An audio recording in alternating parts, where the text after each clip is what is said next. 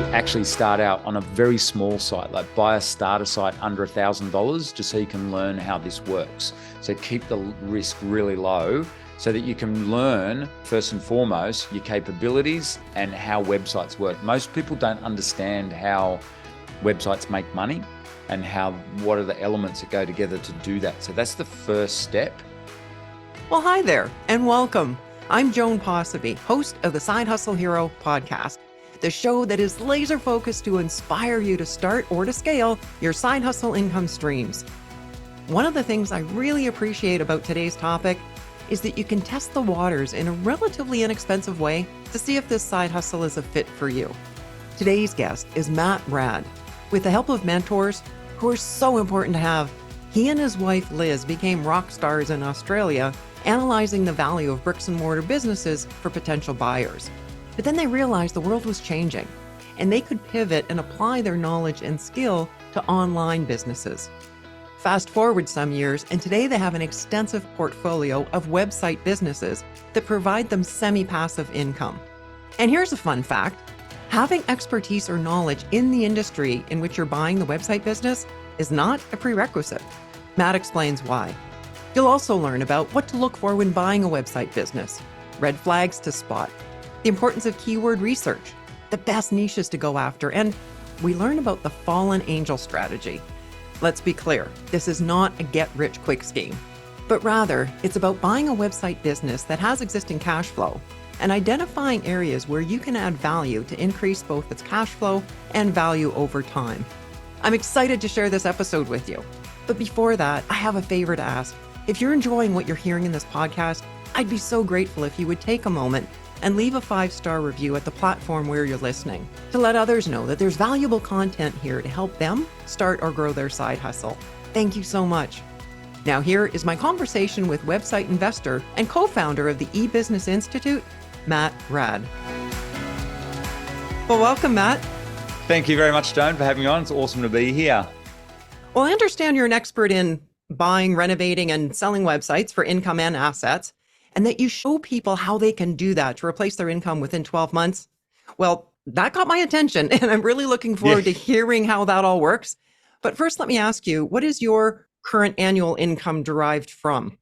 We were already very successful in business before we started this journey with the websites, which we started about 10 years ago. Okay. And when we got into the website side, what we found was in terms of income, it was significant. We were blessed, lucky, whatever. Thank you, universe. But we did extremely well in a very short amount of time, like within around 12 months, and to the point where we don't have to work again.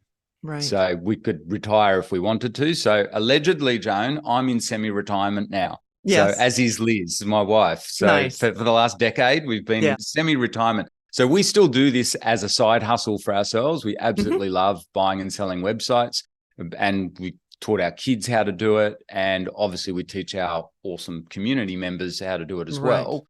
But in terms of income, it is very significant. It's 7 figures. So it sounds like your income then is derived from these websites that you've bought, renovated. Now they're generating more or less passive income. And then a combination of an investment portfolio that you've been able to build because of this kind of work. Is that what it's looking like now?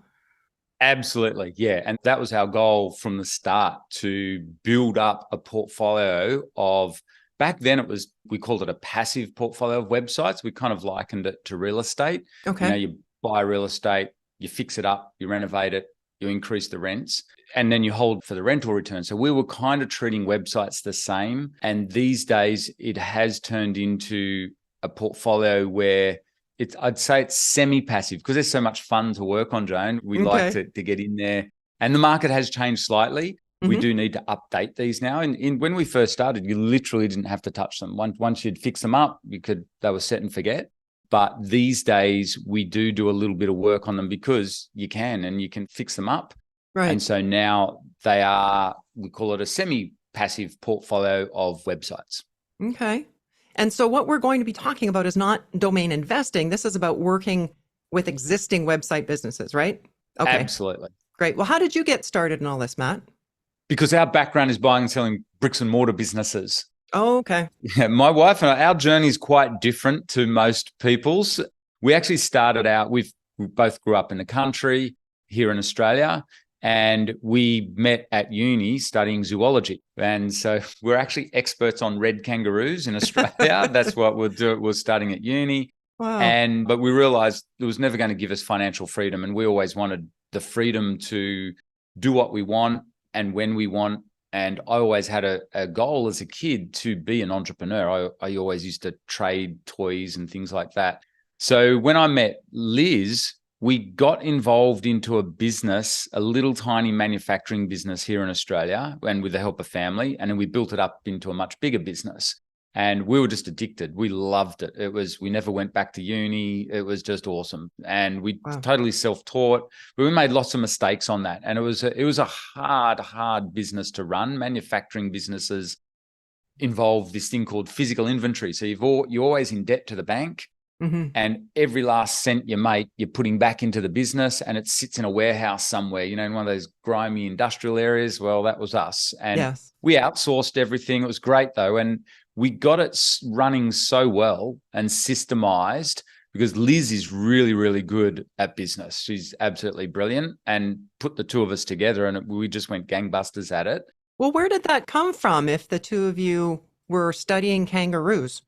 I think from doing science, we were taught a logical process, a way of thinking, and to question everything. And so we've always been the two of us have always been very curious. And I think that's what got us addicted to business. And also we liked, we were young, we liked the challenge of it. We didn't have kids back then. There was no risk. We weren't that scared of going bankrupt because we didn't have much to lose. Right. But as we built up our wealth through that and built up the business, we realized this is really, really tough. Putting money back in when you're a young entrepreneur and you have no funding, not a lot of funding, and you've got a fast growing business. It's hard growing it because all the money, literally, you're taking on big risks. So we were always skirting on the edge of folding the doors type thing. But thankfully, touching wood here, we made it. But what was really exciting, like in answer to your question, because we enjoyed it so much and what made the difference for us, I think we read a lot of books like Robert Kiyosaki's and, that Rich Dad, Poor Dad. And it really, there was a few other books too that we read that really made us think we could use businesses to get leverage where they are semi-passive, where we don't have to work in them 9 to 5. Right. So Liz and I we've only ever owned one retail business and never again, because you've got to work in them 9 to 5. So every business we bought and sold tended to be like manufacturing or wholesale import businesses where you just you can oversee, you work whatever hours you want. Right. As long as you get stuff done, it grows and you know what you're doing. Yes. And so that was basically our journey. So we did that for well over a decade, and we got so good at it, we started buying and selling businesses for high net worths and private equity firms and people like that. And that was when things really took off for us, because hanging around these high level entrepreneurs who were very wealthy individuals. Yes. Basically, we would help them acquire businesses. And so we'd help them do due diligences. And it was very exciting. It was really, really good time. And because we're addicted to business, and they knew that, they loved it. Yes, so they loved it. They loved passing on their skills and having eager students. When I got involved in the self-storage business, when I was looking to purchase my first one, awesome. It's a great business. Yeah. But I was fortunate enough to meet a mentor who had a portfolio of self-storage businesses. And the education was just phenomenal. Yeah. And so you and Matt, that's what we had. And it was just awesome. It was incredibly exciting for us. And I guess Liz and I got caught up in that.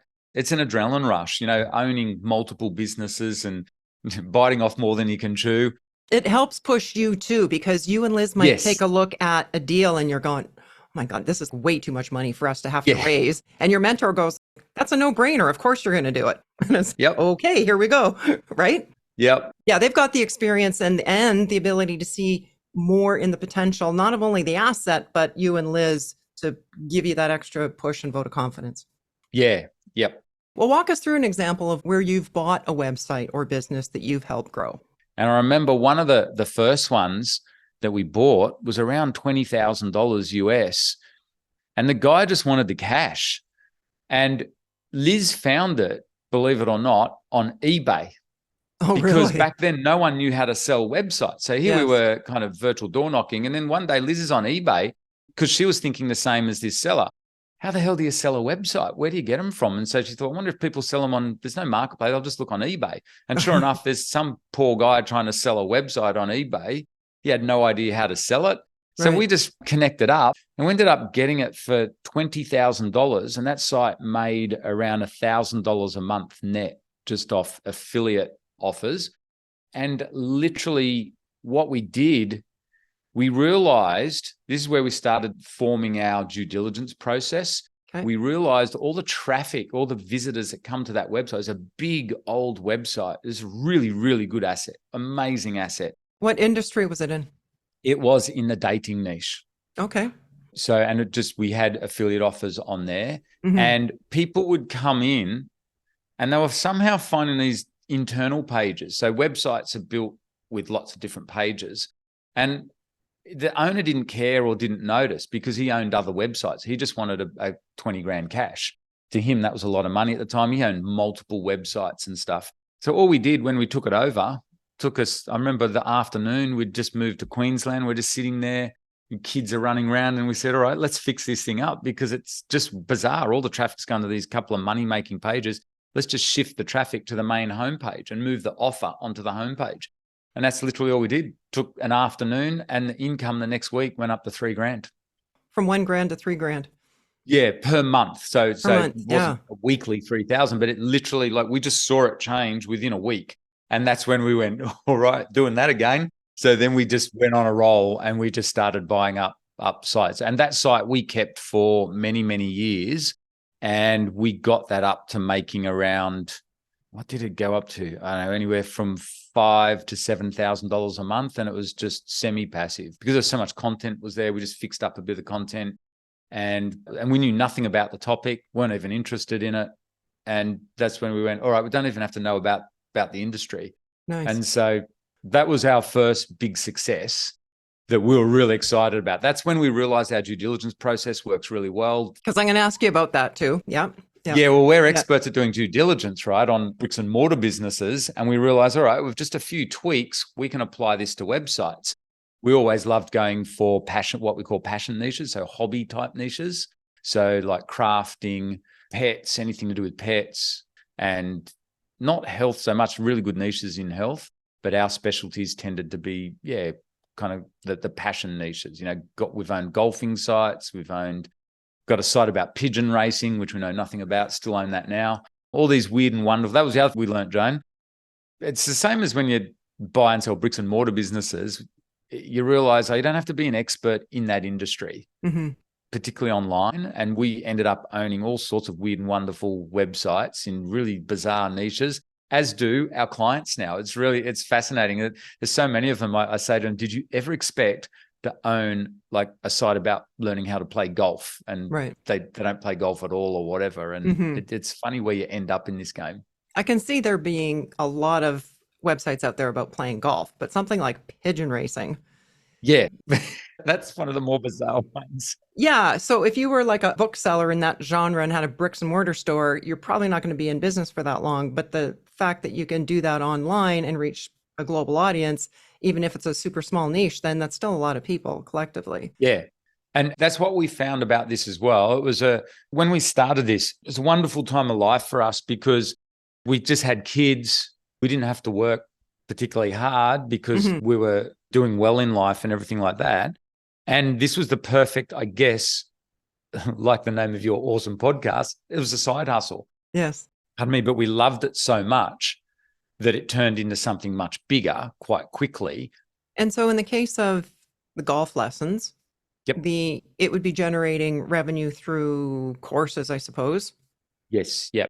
Or affiliate products. So the way that we do promote physical inventory is through an affiliate program, say like with Amazon. So in the golfing example, you can there's 3 ways to monetize a really good golfing site. So we've been in the golfing niche a number of times. It's a really good niche because people are looking for answers. And so they want to, particularly beginners. So they want to learn tips on how to play golf. So you provide that really good content. You just hire writers. We've always hired writers experts. It's easy. You just go to Upwork and you can find heaps of writers. But basically to monetize that, you can have either ads on there, because if there's a lot of volume of people visiting that website, you can make a lot of money passively just off ads. So Google ads are really good on golfing sites, but also then you can also do reviews of, say, golf clubs or golf bags or golfing products. Right. And you can send people over to Amazon to buy them there. And then you don't deal with it at all. You just get a commission if they buy something. Yes. Or you can get direct advertisers on there. Mm-hmm. Or, as you said, the best one is if you can sell courses, but that means you will have to pay an expert to write the course for you. Sure. Or if you've got that expertise, you're laughing.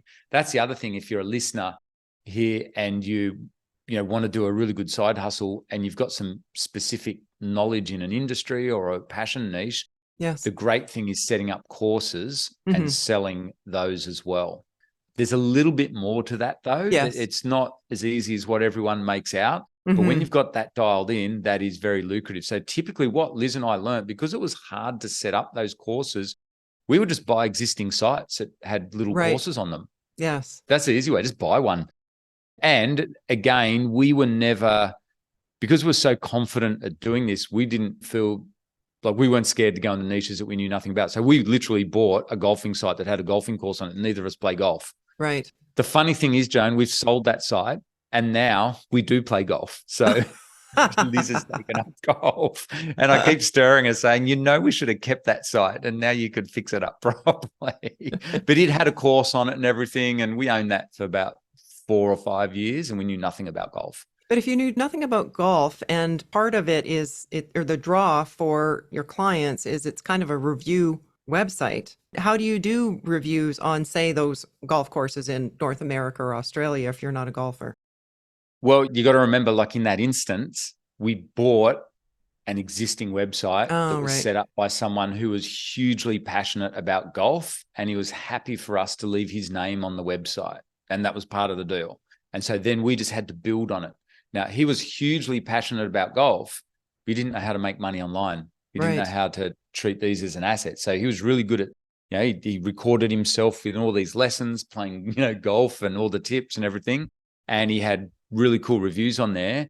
And he made a bit of money out of it. He was doing all right. But we just came in, and with the process that we teach, we realized we can fix this, this, and this. It's just a standard SOP for us, standard operating procedure for us for renovating a website. It works on any content site. So it doesn't matter. And then what we did, to also answer your question, once we wanted to build on that site, we just hired golfing writers on Upwork. You can literally find them on Upwork. And also on a place called Fiverr, you can find some really niche individuals, especially these days. It's even easier now. Yes. We've hired vets, dentists, dentist assistants, because we've had sites in like dental niches. You can hire all sorts of experts and passionate people about all sorts of sports. We've never had any problem hiring good sports writers. That bit's not a problem at all. And we can just keep on the name. So, and getting people to review products and stuff, they love it, because we get the manufacturers to send the products to them directly and they just write a review on it, and then they get to keep the product. Pretty cool. It's a win-win. Absolutely. And in the case of, again, going back to the golf example, the person that sold you that business, if he or she was going to take the money and go golfing, they could write a blog for you once a month on the best places that they've played or whatever, right? So they get to do the part that they really like. And you've got the website now to add your expertise and make it more profitable. And that's the beauty. You've hit on something big there. That's the beauty of buying passion sites. We typically find that the original owners are still passionate about their site, and they just don't want the headache of it. So absolutely, they often do stay on as contributors, which looks really good these days. It's a really good thing to have. Always try and see if the original owner is happy to stay on, and once a month write an article or write a batch of articles for you and stay involved. That adds huge value to the website as well. Nice. It's not necessary, really. Yes. Some just want to move on, but if you can get it, and that's quite common in the passion niche. Well, I was going to ask you, what are the top 3 things that we should be looking for to determine if an existing website business is one that would be a good buy? like Warren Buffett says, it's in your realm of capability. You know what you're doing with it. That's first and foremost. The actual website? The website and how it's monetized. You need to understand. So we see a lot of beginners make the mistake. They get excited. They hear us speaking about how awesome and easy this is. It's easy for me because I've been doing it for 30 odd years. You're right. Exactly. For a beginner, there's a bit to learn to this. And we suggest you actually start out on a very small site, like buy a starter site under $1,000, just so you can learn how this works. So keep the risk really low so that you can learn, like I said, first and foremost, your capabilities and how websites work. Most people don't understand how websites make money and what are the elements that go together to do that. So that's the first step. And what are a couple of domain names that do that people can look at those websites for sale? Where they can find websites for sale, you mean? Mm-hmm. Flipper.com is probably one of the best ones for beginners because you can buy sites under $1,000. It's probably the main one that we recommend. Once you're ready to buy bigger sites, there's lots of other really good high quality brokers out there as well, like Empire Flippers, Quiet Like, and FE International. And Flipper is like a marketplace. It's actually talking about how we bought our first site off eBay. Flipper is like the eBay of buying and selling websites because the sellers are rated. There's a star rating, and it works on an auction basis as well for quite a few of the listings. And it's really cool. You can easily buy learner sites to learn off and all the way up to multi-million-dollar websites. So there's everything there. It sounds like if somebody's on that site then and they've got a lot of reviews, that tells me that they're doing this as a business or a side hustle, buying and selling all the time. Yep. You'll see a lot of people doing that. If you're new to this and you're thinking, wow, I've never heard of this before, just so you know, this is a big marketplace now. At any one time on Flipper, I think they've told us there would be over 1,000 websites for sale, sometimes 3,000 websites for sale. Right. So right now, I just did a webinar yesterday for our community, and we had a look at on Flipper websites that make around $10,000 a month profit. Mm-hmm. So that's a 6-figure income. There's over 300 of those listed currently on Flipper. Right. Yeah. You want to replace your job? Now, it would be silly to just rush out there and buy one of those without knowing what you're doing. This takes time. I do want to reiterate, it's not a get-rich-quick thing. Absolutely. This is typically, there's a bit to learn if you don't know how websites work. But if you're entrepreneurial, and presumably are because you're listening to this podcast, and you want a side hustle, it's probably something that's worth learning about. Like, how do websites make money? How do you renovate them? How do you do due diligence? And that's what we teach. It's a big process. There's that takes time. But the good news is, you can start small. Goodness sake, guys, don't take a massive risk with your money, particularly in the current market. Just learn this and check that you like it. So buy a site under $1,000 and see how you go.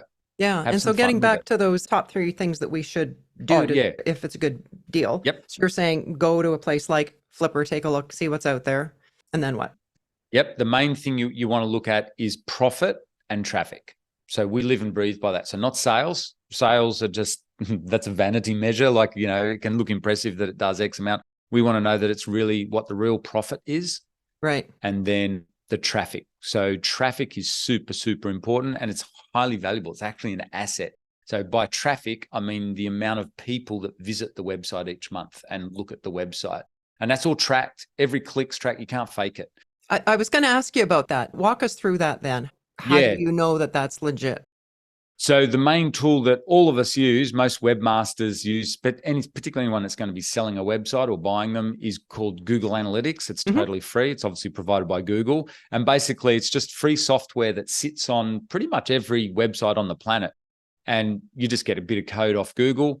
And what it does, it tracks every single visitor. And it tracks, not only does it's not like just a tally, like a count. It shows individual stats, like what pages have they gone to, how long have they spent on there. So each month you can see what are the most popular pages on the website. So that's how we figured out in the early days where all the opportunities are sitting in a website that other people are missing, because you can see, there's certain internal pages which are really popular. Okay, yes. We need to bring them to the front. Or there might be trends across the website. And so Google Analytics is a hugely powerful tool. It's probably the number one tool we use to renovate sites and do due diligence, and it's totally free. And every website has it. And basically that's how Google works, just so you all know. That's how Google ranks websites. It uses its own version of Google Analytics, obviously. And because those stats tell Google how good a website is.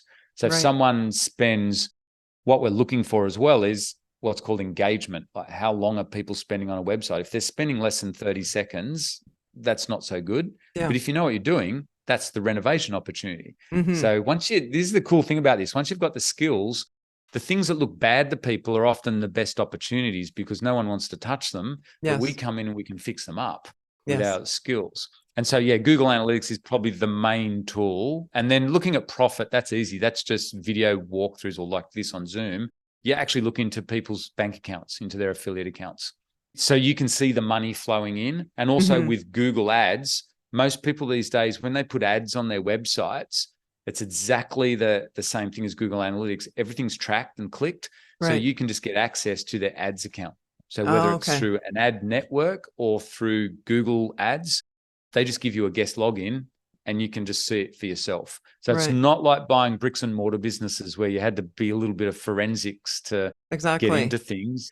Generally, I'm not going to say full on, but like generally, it's pretty easy to see everything, like, because it's all tracked. So getting back to the Google Analytics then, you're suggesting that it's not just the website owner that has access to that, but you outside of that, at the point where you're doing your due diligence, you can tap into their Google Analytics? Yep. They just make you a guest. I see. So if they're serious about selling their website, they need to open up. Yes. So they just give you guest access. Now, if any of these websites that are listed on a broker's platform, that's why we recommend beginners always buy through a registered broker. That's very normal. That's one of the terms and conditions of listing your website for sale, say on Flipper. You have to give Flipper access to your Google Analytics account. Flipper give a live feed automatically. I see. Which is really cool. So whereas if you do a private buy, it's a little bit more advanced. But even so, anyone that's serious about selling their website knows they have to give you access to Google Analytics to allow you to do due diligence. Yeah. Yeah. Then if you see that there's a couple of pages that are somewhat buried, but they're getting the most traffic, bring them to the forefront. Yep. Or we fix them up, or we build on them. Yeah. Or even just seeing the traffic trends. Like if the traffic's fallen off a cliff, yes, then we need to ask the question why. And then maybe that's a big negotiating. Often we've bought sites where the traffic's fallen off because the owners neglected them, or they've had what's called a Google penalty. They've done something wrong. So we teach how to fix all that up or how to identify it. And if you're a beginner, you'd probably walk away from it. If you're more experienced like us, yes, you go, cool, I can get that for cents in the dollar now, and I can fix it up. And that's where your knowledge starts to make you money. Yeah. Is there an SEO component to what you teach? Huge. Yeah.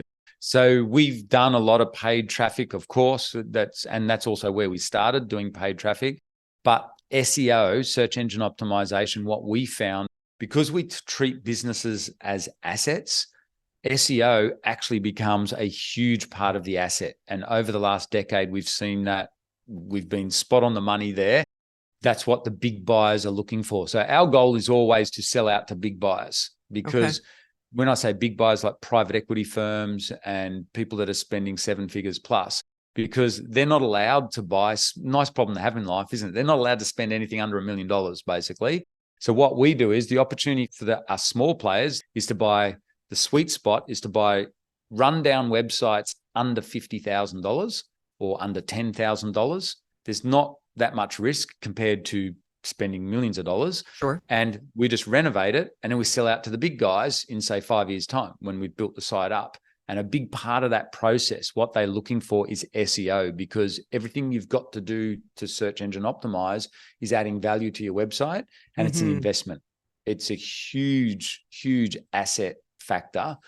Having a well SEO'd website means it's high quality and it's worth a lot more money long term. So generally these days, what our strategies evolved into is what I just laid out. You buy a small site, build it up with SEO with a 5-year plan, exit plan, and then hopefully you sell out to a big buyer down the track, plus making all the lovely cash flow along the way. Well, what red flags do you look out for when you're buying a business, a website business? The main ones, so it depends for everybody's skill level. The main ones are obviously traffic drops over time or sudden traffic drops. So if a website is getting 50,000 visitors a month, we want to see that that stays consistent or is growing. Now, typically the sort of sites we like to buy are ones where someone's kind of neglected it. like they're just not really working on it. So I don't mind if it's dropping off a bit, but if there's a sudden drop or the opposite is sudden jumps up in traffic, Okay. I want to know what's going on there. Like, have they done a social media campaign? Have they suddenly done paid traffic? They just need to disclose it to me. I don't care. And what we find is most people are pretty honest. Like, they just say, as long as you know, if you know what you're doing, it's pretty obvious and they can't hide stuff because it's all tracked. So they have to explain it to you. And as long as people explain it to me, I just say to people like on Zoom like this, look, I don't care. Like, if you got hit with a penalty, I can see it. There's no point in hiding it. Just explain to me, what do you think happened there? Or why did your traffic suddenly go through the roof? Did you do a paid campaign? And so what I'm looking for in those responses then is, are they hesitating? Are they trying to hide something from me? Because if they are, I'll probably just walk away from the deal. Right. And really the red flags, I mean, there's lots. I'm just trying to think it through. You know, we've got a 17-page due diligence process that we go through. There's lots of red flags out there. But I guess now it's all intuitive to me. I can eyeball a website in about half an hour, have a pretty good idea of it, and then I will go deeper. It will take me about 2 hours, sometimes more. The main thing that I should mention, rather than red flags, one of the main things that we're looking for, if you want to do this and you want to train yourself in, and it goes hand in hand with due diligence, is what's called keyword research. Okay. So kind of researching the marketplace. Most people, so they hear about a really cool golf site, right? That all sounds great, but if you don't know the golfing niche online, you don't know whether it's a valuable niche or what you can do with the site. So in terms of red flags, what I'm mainly looking for is, what's the marketplace like out there? Because we want evergreen websites. We want sites that we can keep running for the next 5 years. I don't want trendy, spur of the moment type websites. So that's where we're doing our keyword research. Is there any changes in the marketplace coming up? And if you stick to the main big niches like health, wealth, and happiness, they're always going to be around. Anything in health, wealth, and happiness, you're laughing. That's pretty cool. And then the other red flags, I guess. But before we leave that topic, when it comes to the keywords, again, using the golf example, but connect that for me. What would you be doing as far as checking that out? What you got to do is take one step back and understand why these websites work for they do. And typically what we were taught by some mentors of ours many years ago is people come online to look up answers. So there's also people coming online to look up funny cat videos and stuff like that. We're not interested in that entertainment side. We want to solve people's problems. We want to answer questions for them, like, you know, what's the best golf club to use, or how to play golf better, or, you know, what's the best golf course to go to, or what are some tips? So, they're kind of fun, creative questions, but ultimately what we're trying to figure out is, what are people asking in those niches? And that's our keyword research. That's basically what we're trying to connect up, because then what we do is we go, all right, can we put content on the site that answers what these people are asking? And then that brings people in. And the way we make money online is, the more eyeballs, the more money we make, because it's just like the good old days of print media and TV advertising. You get more eyeballs, you make more money off your ads. So what we're trying to do is genuinely trying to help people. So our keyword research is figuring out, what are people asking in this niche? What are those keywords? And then how competitive are they? Because some niches, like in the finance niche, it's very competitive. But you've got niches like the travel niche, which is really interesting.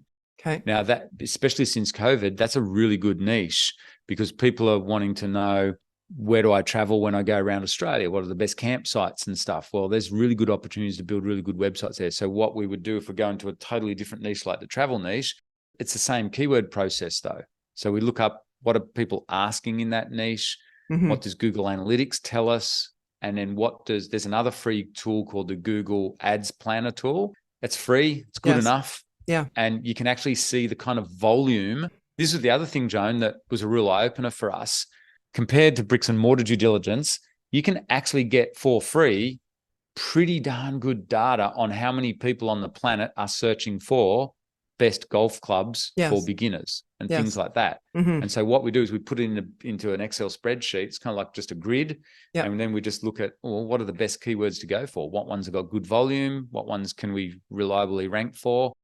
As part of the due diligence, then you would then pinpoint what those keywords are, and then take a look at the website that you're thinking of buying and say, how is it currently ranking for those keywords? And if it's not doing well, do we have a shot of improving it? Yep. And you've got it in one. So that's pretty much the process. Okay. And that's what we're trying to teach beginners to do, because too many people just blindly buy the website. If they just did that step that you said, right, that's perfect. That's pretty much what's involved in due diligence, because it kills two birds with one stone, because it uncovers red flags, but more importantly, it shows us, based on our skill level, what's the opportunity? What can we do with it? Where can we fill in those keyword gaps? right. So you want somebody buying that golf website, not because they love to golf, No. but because there's potential No. there from a business Yep. standpoint. You're looking at it as a business. And so Yep. it sounds to me, Matt, then the top skill a person needs to have is the understanding and the knowledge of how to do the due diligence and what to look for, Yes. versus not really needing a high level of tech skills. Would that be fair? That's right. Yeah. And that's why it's really cool. We can teach beginners to do this. So you're spot on. And I was just thinking then, talking of a passion niche, let me share a really cool example, because we've got heaps of examples, but we've got a young couple called Nathan and Alexa. Now they do the laptop lifestyle thing, and it looks great. It's amazing what they're doing now, but you got to realize this has been quite a journey for them. They've been with us for about 6 or 7 years, I think, learning this process, but they got really good at the keyword process, exactly what you just identified there, figuring out what the opportunities are. And they bought, a number of years ago, they bought here in Australia a little tiny neglected site off a guy that was passionate about gardening. Now, the joke is Nathan and Alexa live off a laptop, and they travel around the world. They don't have a garden. They don't know about gardening. So they buy this little site for $400. Okay. And today that site is making about $4,000 a month. Nice. Net, like nice. profit. Yeah. Because what I was they going to did say, was why? What did they do? Yeah. because they're really good at keyword research. So when they looked at it, they could see that it fits into our strategy. We call it the fallen angel strategy, where someone's just neglected it. It's a passion site. It was legitimate, had a really good base. There's lots of really good legitimate articles on there about it was native Australian gardening. And so all they had to do was do the keyword research, and they figured we can put a lot more content on here. He had no monetization on it whatsoever, so they put on ads. They tidied up the website to do a makeover, exactly like we teach, and it's just started going up. And it's a really good niche, gardening. Everyone loves gardening. And so people are looking it up to find out advice around Australian native plants. And now they've started adding in some review articles about, what are the best wheelbarrows to buy and things like that. So they've got a little bit of Amazon affiliate commission coming in as well. Yeah. So that's all added up to a significant monthly income, which is $4,000 a month. But that's off of 400. So there is no possible way they can lose on that website. Yes. But it all came from their skill of being able to do this keyword research. And that's what Nathan and Alexa love doing the most. They've got a team of writers that write all the articles, and they just spend their time doing the creative work, the fun stuff on the keyword research. And then they just tell their writers, we want you to write these 10 articles on this topic. That's cool. They have a lot of fun. They've done it on multiple sites. They've got a crochet site, and Nathan's an electrician, ex-electrician. They've quit their jobs. They don't work anymore. Yeah. They do this full time. He's got a crochet site. It makes $8,000 a month, and he knows nothing about crochet, I can tell you. Yes. But he's got 2 writers that work with him on that. But once a year, he does his keyword research. He just updates it every year. Updates what every year? He updates the keyword research. So you get better and better as time goes on. So I should have said that too, because they start out as beginners doing this. Sure. And it all sounds really easy when you listen to me here, but there's a bit to learn here, and it's a lot of fun. So what they do is once a year, we do the same. This is what we teach people to do. Once a year, you should come back to your websites and redo your keyword research, because you get better at it each time, and you'll discover new keywords. Yeah. And you'll find that's pretty much what all the top bloggers on the planet are doing constantly. They're creating new content based on new keyword research. So people, there might be in the gardening niche, they might discover an extra 20 odd keywords that people are looking up here in Australia around native plants, and they'd never thought of them the previous year. So they put that content up. Next thing you know, there's another 10,000 visitors to the website. Got it. That website, that little tiny website now, it's not a little tiny website. It gets, I think it's getting 80,000 visitors a month. Nice. And that's in winter here in Nice. Australia. We haven't even hit spring yet. And that goes back to your first point too, about buying that first business, website business, under $1,000. Yep, under Use it as like a $1,000. training tool to practice your Absolutely. SEO. And Yeah. Well, Nathan and Alexa's first site, talk about bizarre, was called curdnerd.com. It was all about cheese making. what was it called? Curd Nerd. And so it's all about cheese making. And obviously they know nothing. And that was their learner site. It was $1,000. It was $950. Okay. And they making like $20 a month or something. And they did the same process. That's the one they learnt on. Took them about, I think it took them like a couple of years on that one. And they had it other sites going as well. And they got it up to making about $500 a month. And then they sold it for $17,000, which is pretty impressive. Oh, that's fun. So, that's fun. And I love the fact that you're talking about like 1 year, 5 years, 10 years, that this is not a get rich quick overnight scheme.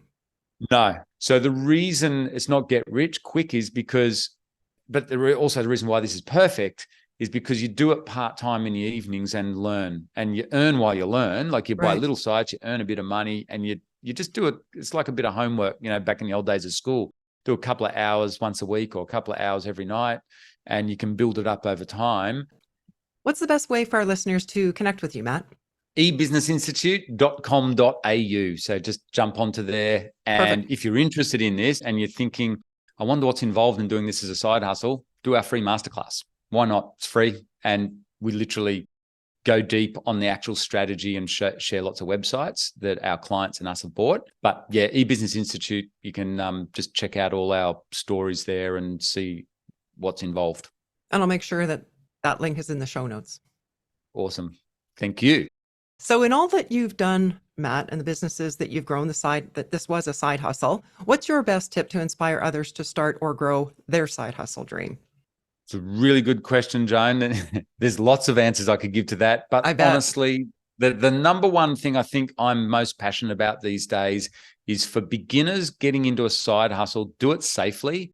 Like I said, as a coach, watching people transition, we've helped so many people transition out of full-time jobs. I like to see people do it safely. I don't want them to put financial pressure on their families because we've been there and done that. Yeah. So my number one bit of advice is actually start small and make sure no matter what sort of a side hustle you do, don't jump out there and spend 6 or 7 figures on a side hustle. That's not necessary these days. Start out small. So like what we teach is buy your first website under $1,000. Easy peasy. If it all goes wrong, we're only talking $1,000. It's not going to affect your family. Like that $400 gardening site. Yes. Yeah. Oh, love those ones. Yep. Well, thank you so much, Matt, for sharing your insights on what it takes to be successful by investing in websites and for being today's side hustle hero. Well, thank you so much, Joan, for having me on. There were some awesome questions there, and thanks so much for having me on. One of the gems that Matt shared was when he said the things that look bad to people are often the best opportunities. I couldn't agree more. And it would not surprise me at all if Matt learned that early on from one of his high net worth mentors. I've heard that and seen that time and time again from successful entrepreneurs. They see opportunity where others are seeing only the problem. One of my most profitable real estate deals is an example of that. My business partner, Carl, and I were looking at buying at this waterfront property, and there had already been a foundation poured. Not the concrete slab, just the perimeter, just the foundation. And we could see signs of water coming up through the gravel inside the foundation. I saw that as a red flag and as a potential deal breaker. However, Carl had such a depth of knowledge in the building and the construction industry. He looked at me and said, we can totally deal with this water issue. It's no problem at all. And I'm like, really? That's awesome. There were others who looked at that property before us, but walked away because of the water. We saw the problem too, but thankfully, Carl also saw the solution. As Matt said, there are some websites for sale that he comes across that some people have passed up because there's something quote unquote bad. But because of Matt's knowledge and experience, he sees the opportunity. He sees how to fix it. Both these examples speak to the value of having mentors and surrounding yourself with people who are solution-oriented and who are more experienced in the direction that you want to go and who can help push you to become, well, the very best version of you. Well, that's a wrap for today. You'll find links to Matt's website and the sites we mentioned today on our website, sidehustlehero.com. If you enjoyed this episode, let me know you're listening and tell me how this podcast is helping you. You can tag me or send a DM on Instagram at Joan Posivy. Thanks for listening and hustle on.